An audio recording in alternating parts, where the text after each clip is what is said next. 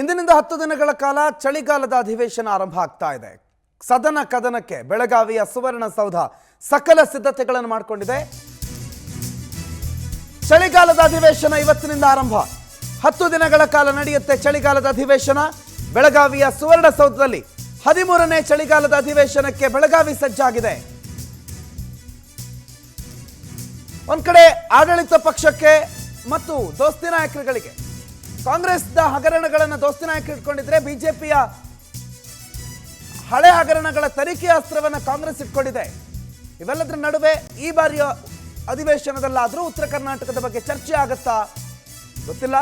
ಈಗಾಗಲೇ ಬೆಳಗಾವಿಯಲ್ಲಿ ಬಹಳಷ್ಟು ಜನ ನಾಯಕರಿದ್ದಾರೆ. ಇನ್ನು ಕೆಲವರು ಇನ್ನೇನು ಕೆಲವೇ ಕ್ಷಣಗಳಲ್ಲಿ ರೀಚ್ ಆಗ್ತಾರೆ. ಒಟ್ಟಾರೆ ಬೆಳಗಾವಿ ಇಡೀ ರಾಜ್ಯ ರಾಜಕಾರಣದ ಕೇಂದ್ರ ಬಿಂದು ಆಗುತ್ತೆ. ಮುಂದಿನ 10 ದಿನಗಳ ಕಾಲ ಬೆಳಗಾವಿಯಲ್ಲೇ ಸಂಪೂರ್ಣ ಸರ್ಕಾರ ಇರುತ್ತೆ. ಚಳಿಗಾಲದ ಅಧಿವೇಶನಕ್ಕೆ ಸುವರ್ಣಸೌಧ ಸಕಲ ಸಿದ್ಧತೆಗಳನ್ನು ಮಾಡಿಕೊಂಡಿದೆ.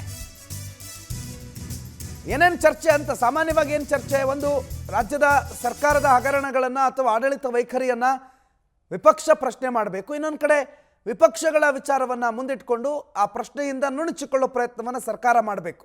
ಅವೆಲ್ಲದರ ನಡುವೆ ಅಭಿವೃದ್ಧಿ ಯೋಜನೆಗಳು, ಅಭಿವೃದ್ಧಿ ವಿಚಾರಗಳು ಅವೆಲ್ಲದಕ್ಕೆ ಹೆಚ್ಚಿನ ಸಮಯ ವ್ಯಯ ಆಗಬೇಕು. ಹಾಗಾಗಿ ಇವೆಲ್ಲದರ ನಡುವೆ ಈ ಅಧಿವೇಶನ, ಚಳಿಗಾಲದ ಅಧಿವೇಶನ ಎಷ್ಟು ಫಲಪ್ರದ, ಎಷ್ಟು ಪ್ರಯೋಜನಕಾರಿ ನಾಡಿನ ಜನಕ್ಕೆ, ಅಥವಾ ಇದು ಕೇವಲ ರಾಜಕೀಯ ಆರೋಪ ಪ್ರತ್ಯಾರೋಪಕ್ಕೆ ಸೀಮಿತ ಆಗುತ್ತಾ ಅಂತ ಆಗಬಾರ್ದು ಅನ್ನುವ ಉದ್ದೇಶದೊಂದಿಗೆ ಇವತ್ತಿನ ಮೊಟ್ಟ ಮೊದಲ ದಿನದ ಅಧಿವೇಶನ ಆರಂಭ ಆಗುತ್ತೆ. ಸುವರ್ಣಸೌಧದಲ್ಲಿ ಇವತ್ತು ಬೆಳಿಗ್ಗೆ 11 ಗಂಟೆಗೆ ಅಧಿವೇಶನ ಆರಂಭ ಆಗುತ್ತೆ. ಈಗಾಗಲೇ ಎಲ್ಲ ಸಿದ್ಧತೆಗಳಾಗಿದೆ. ಎಲ್ಲ ಸಿದ್ಧತೆಗಳು ಒಂದು ಕಡೆ ಆಡಳಿತಾತ್ಮಕ ಸಿದ್ಧತೆಗಳು, ಕಾನೂನಾತ್ಮಕ ಸಿದ್ಧತೆಗಳು, ಅದರ ಜೊತೆಗೆ ಎರಡು ಪಕ್ಷಗಳು ಅವರದೇ ಆದಂಥ ಸಿದ್ಧತೆಗಳನ್ನು ಮಾಡಿಕೊಂಡಿದ್ದಾರೆ.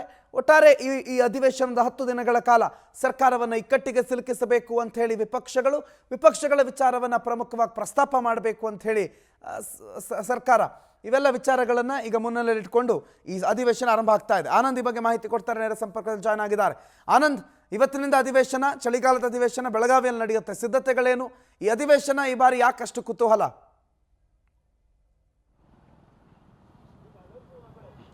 ಪ್ರಮುಖವಾಗಿ ಇವತ್ತಿಂದ 10 ದಿನಗಳ ಕಾಲ ಬೆಳಗಾವಿಯಲ್ಲಿ ಚಳಿಗಾಲದ ಅಧಿವೇಶನ ನಡೀತಾ ಇರತಕ್ಕಂಥದ್ದು. ಈಗಾಗಲೇ ವಿಪಕ್ಷ ನಾಯಕರು ಹಾಗೆ ಆಡಳಿತ ಪಕ್ಷದ ನಾಯಕರು ಎರಡೂ ಕಡೆಯಿಂದ ಬಹಳಷ್ಟು ಒಂದು ತಯಾರಿಯನ್ನು ಮಾಡ್ಕೊಂಡಿದ್ದಾರೆ. ಯಾಕೆಂದರೆ ವಿಪಕ್ಷಗಳಿಗೆ ಈ ಬಾರಿ ಹಲವು ಅಸ್ತ್ರಗಳು ಸಿಕ್ಕಿರ್ತಕ್ಕಂಥದ್ದು. ಪ್ರಮುಖವಾಗಿ ಮುಡಾ ಹಗರಣ ವಿಚಾರವನ್ನು ಪ್ರಸ್ತಾಪ ಮಾಡಿ ಸಿಎಂ ರಾಜೀನಾಮೆಗೆ ಪಟ್ಟು ಇಡೋದಕ್ಕೆ ಮುಂದಾಗಿರ್ತಕ್ಕಂಥದ್ದು. ಈಗಾಗಲೇ ರಾಜ್ಯಾದ್ಯಂತ ಹೋರಾಟವನ್ನು ಕೂಡ ಬಿಜೆಪಿ ನಾಯಕರು ಮಾಡೋದಕ್ಕೆ ಮುಂದಾಗಿದ್ದಾರೆ. ಹಾಗಾಗಿ ಈ ಮುಡಾ ಕೇಸನ್ನು ಮುಂದಿಟ್ಟುಕೊಂಡು ಸರ್ಕಾರಕ್ಕೆ ಹಾಗೆ ಸಿಎಂಗೆ ತೀವ್ರ ಮುಜುಗರವನ್ನು ಉಂಟು ಮಾಡತಕ್ಕಂಥ ಸಾಧ್ಯತೆ ಇದೆ. ಜೊತೆಗೆ ಸದನದ ಬಾವಿಗಿಳಿದು ಕೂಡ ಪ್ರತಿಭಟನೆ ಮಾಡೋದಕ್ಕೆ ಬಿಜೆಪಿ ನಾಯಕರು ತೀರ್ಮಾನವನ್ನು ಮಾಡ್ಕೊಂಡಿರ್ತಾರೆ.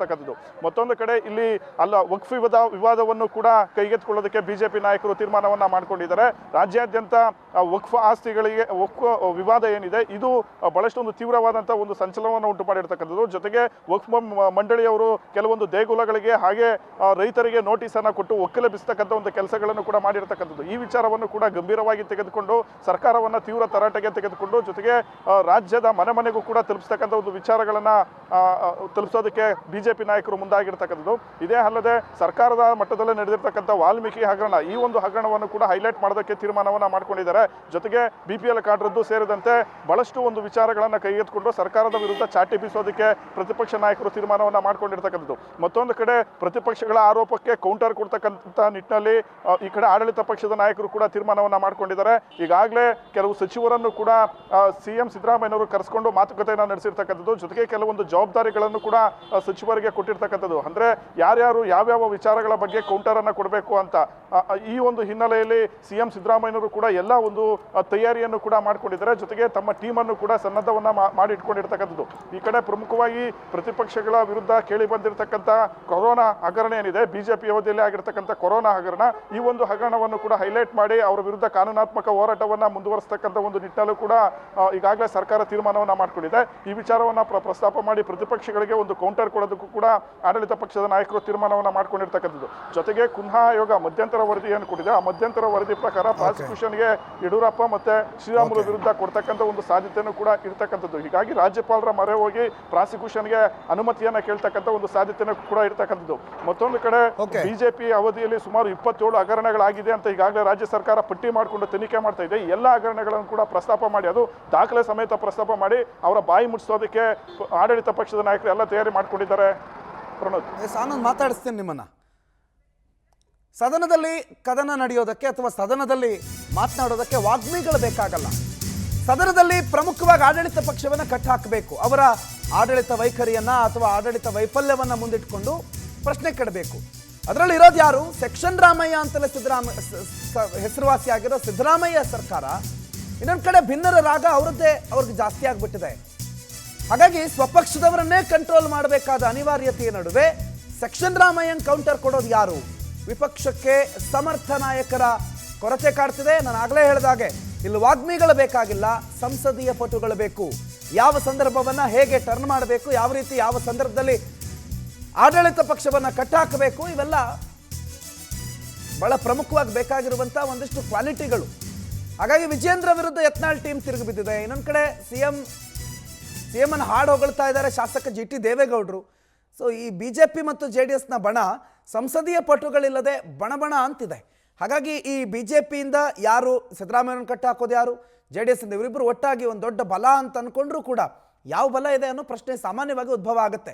ಮತ್ತು ಸಿದ್ದರಾಮಯ್ಯನವ್ರನ್ನ ಕಟ್ಟಾಕೋದಕ್ಕೆ ಏನೇನು ಸಿದ್ಧತೆಗಳಿದೆ ಮತ್ತು ಸಿದ್ಧತೆಗಳಿದ್ರೂ ಕೂಡ ಅಂಥ ಸಂಸದೀಯ ಪಟು ಯಾರಿದ್ದಾರೆ?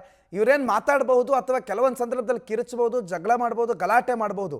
ಆದರೆ ಸಂಸದೀಯ ಪಟು ಯಾರಿದ್ದಾರೆ?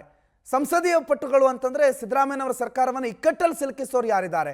ಪಾಯಿಂಟ್ ಟು ಪಾಯಿಂಟ್ ಸಿದ್ದರಾಮಯ್ಯನವರಿಗೆ ಅಥವಾ ಸರ್ಕಾರಕ್ಕೆ ಮಾತಾಡೋದಕ್ಕೆ ಅವಕಾಶ ಕೊಡದೇ ಇರೋ ರೀತಿಯಲ್ಲಿ ಕೌಂಟರ್ ಕೊಡೋದಕ್ಕೆ ಅಂಥ ಸಮರ್ಥ ನಾಯಕರು ಯಾರು ವಿಪಕ್ಷದ ಬಣದಲ್ಲಿ ಕಾಣ್ತಾ ಇಲ್ಲ. ಸೊ BJPಯವರು ಮತ್ತು JDS ಅವರು ತಮ್ಮವರನ್ನೇ ಸುಧಾರಿಸ್ಕೊಂಡು ಈ 10 ದಿನಗಳ ಕಾಲ ಕಂಟಿನ್ಯೂ ಮಾಡಿದ್ರೆ ಅದೇ ದೊಡ್ಡ ಸಾಧನೆ ಅನ್ನೋ ರೀತಿಯಲ್ಲಿದೆ ಸದ್ಯದ ಪರಿಸ್ಥಿತಿ. ಆನಂದ್ ಈ ಬಗ್ಗೆ ಹೆಚ್ಚಿನ ಮಾಹಿತಿ ಕೊಡ್ತಾರೆ. ನೇರ ಸಂಪರ್ಕದಲ್ಲಿದ್ದಾರೆ. ಆನಂದ್, ನಾಗಲೇ ಹೇಳ್ತಾ ಇದ್ದ ಹಾಗೆ ಇಲ್ಲಿ ವಾಗ್ಮಿಗಳ ಅವಶ್ಯಕತೆ ಇಲ್ಲ, ಇಲ್ಲಿ ಸಂಸದೀಯ ಪಟುಗಳ ಅವಶ್ಯಕತೆ ಇದೆ. BJP ಮತ್ತು JDS ತನ್ನವರನ್ನೇ ಕಂಟ್ರೋಲ್ ಮಾಡ್ಕೊಳ್ಳೋದು 10 ದಿನ ಅವ್ರಿಗೆ ಸಾಹಸ. ಆ ನಡುವೆ ಸರ್ಕಾರವನ್ನ ಹೆಂಗೆ ಕಂಟ್ರೋಲ್ ಮಾಡ್ತಾರೆ? ಸಿದ್ದರಾಮಯ್ಯನವರನ್ನ ಕೌಂಟರ್ ಕೊಡೋದಕ್ಕೆ ಯಾವ ನಾಯಕರನ್ನ BJP ಮತ್ತು JDS ಮುನ್ನೆಲೆಗೆ ಇಡಬಹುದು ಮತ್ತು ಆ ಅರ್ಹತೆ ಇರೋರು ಯಾರಿದ್ದಾರೆ ಅಂತ ಅನ್ಸುತ್ತೆ?